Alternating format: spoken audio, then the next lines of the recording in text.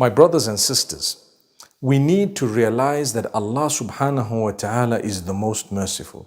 He has asked us to be merciful too. When we show mercy to others, Allah will show mercy to us. And when we show mercy to ourselves, Allah will have mercy upon us too. One might ask, how do I show mercy upon myself? Well, be mindful of the fact that you are a creature of Allah, from Allah, returning to Allah.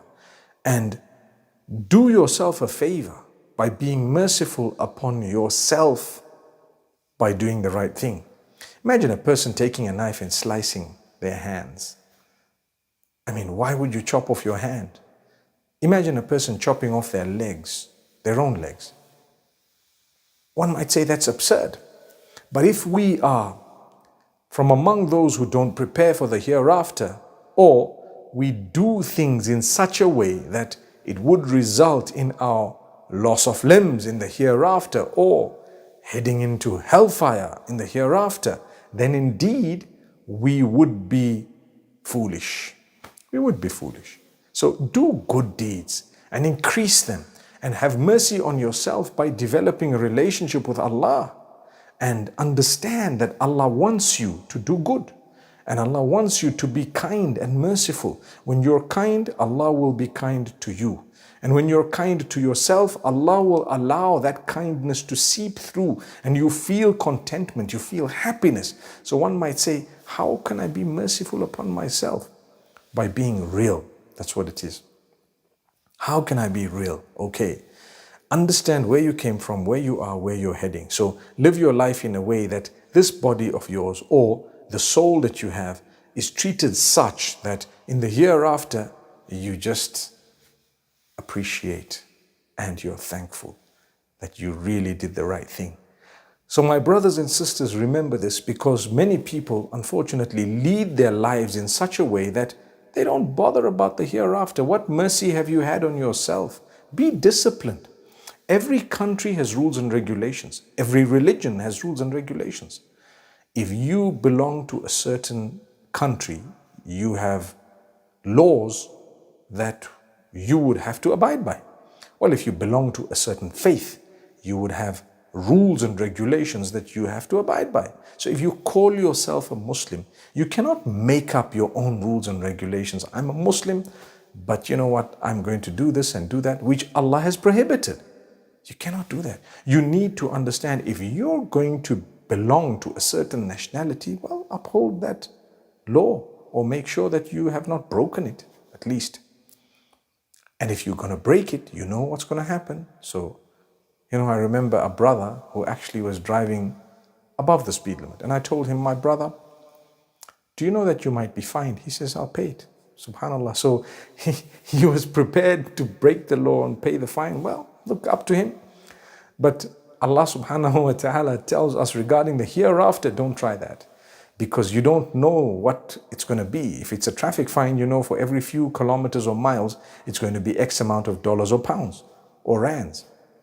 But in the eyes of Allah, Allah says, تَحْسَبُونَهُ هَيِّنًا وَهُوَ عِنْدَ اللَّهِ عَظِيمٌ. Certain things you think that they are light, but in the eyes of Allah, they are very big, major sins, So be careful. My brothers and sisters, let's thank Allah. Let's be from among those who are merciful upon ourselves.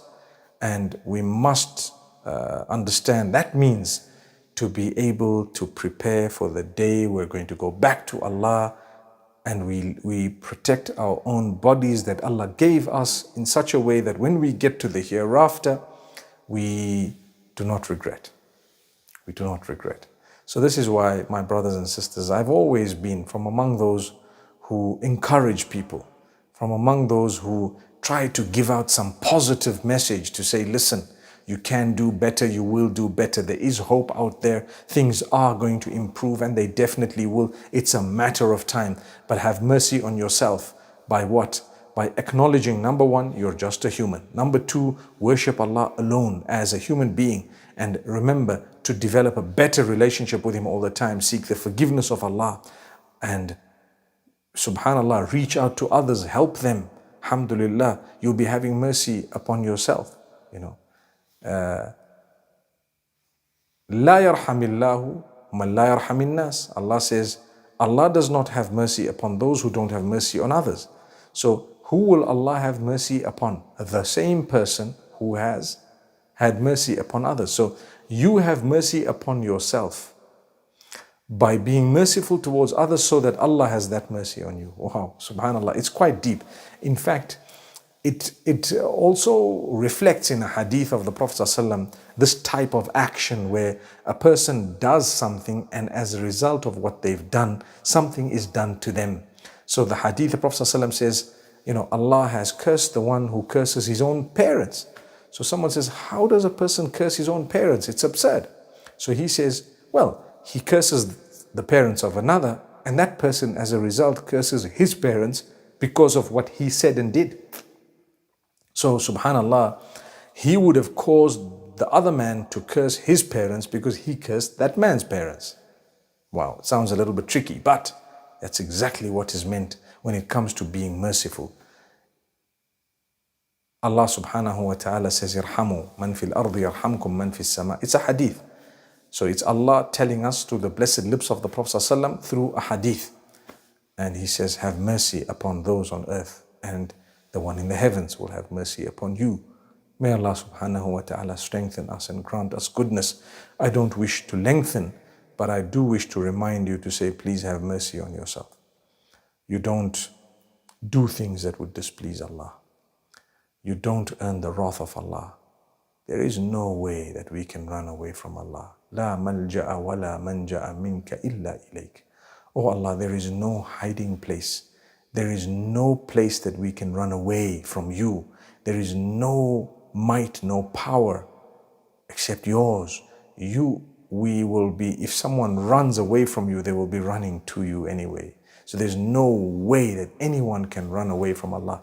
You have no option but to develop a beautiful relationship with your Maker. Analyze what He wants from you. He wants purity. He wants goodness. He wants reaching out. He wants kindness. He wants amazing character and conduct from you and I. He wants us to worship Him alone. And that's it. Follow the beautiful example of the messengers. That is what Allah wants. So if you consider it carefully, when we discipline ourselves, wallahi, we achieve contentment, we achieve blessings. And so Allah didn't say, I won't test you because you're a good guy or you're a good woman or you're a good man or whoever. Allah subhanahu wa ta'ala will test you even more when you're a better person, because He says you're graduating, you've gone to a higher level. So you're going to have a more difficult examination. You're still going to believe? You're still going to come forth? You're still going to be the good person? If you are, then alhamdulillah, alhamdulillah. May Allah make it easy for all of us and grant us ease and goodness. And may Allah subhanahu wa ta'ala open our doors. أقول قولي هذا وصلى الله وسلم على نبينا محمد والسلام عليكم ورحمة الله.